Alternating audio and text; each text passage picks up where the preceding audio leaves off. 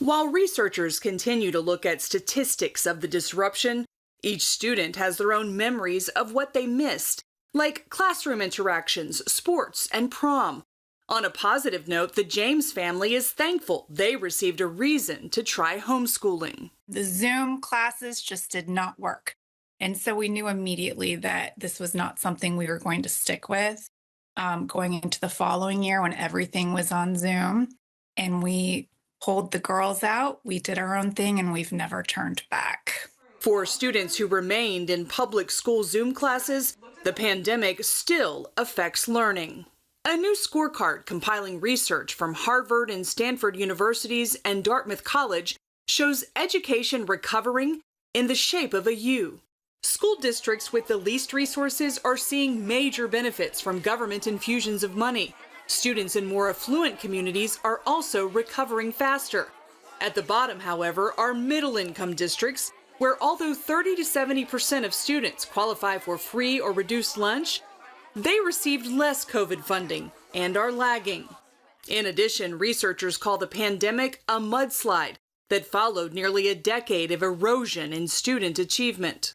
Harvard University professor Tom Kane says the learning recession started a decade ago after policymakers switched off the early warning system of test-based accountability and social media took over children's lives.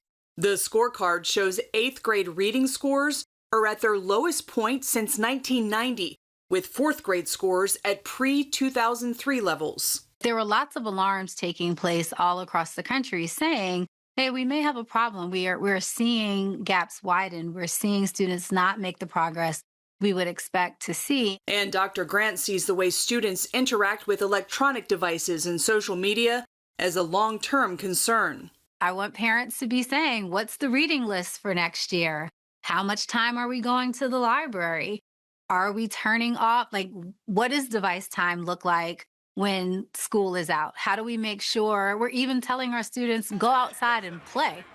We don't want you in front of screens all summer long. There are some bright spots.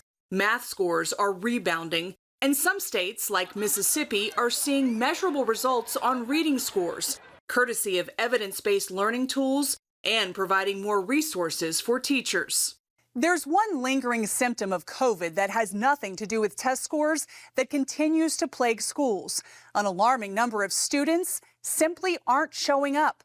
Each year, millions of students are missing weeks of class, and experts warn the longer students stay disconnected from the classroom, the harder it will be to recover academically and socially.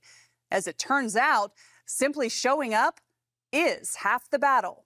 With nearly a quarter of American students being chronically absent means they're missing 10% or more of their school year, and consequences of not showing up are catastrophic. Starting in the early grades, it means you're less likely to read proficiently by the end of 3rd grade. You're more likely to fall behind academically in middle school. By the end of high school, you are more likely to drop out. So 6 years post-pandemic, why in the world are so many students missing so much school? That's a great question, because in order to solve chronic absence and improve attendance, you got to know why kids are missing in the first place. She cites a number of reasons, including income barriers, avoiding bullying or disengagement, and misconceptions by both parents and students that physically being in class is truly important. Besides academics, students also miss out on social development and relationships by staying at home. Chang says it's relationships between teachers, parents, and students that are needed to solve the problem. You got to use your day to say, oh, Jennifer's not showing up to school every single day. I better do more significant outreach. I better find out what's going on and see if I can help her. Even 6 years later, as it seems the road to recovery has no end in sight, experts agree the things holding students back are fixable. Across our country, millions of our children are putting on their backpacks every single day, and they are showing up to schools that they are expecting to serve them well, to teach them reading, writing, and arithmetic, and also help them become the version of person that we would want them to be in our society.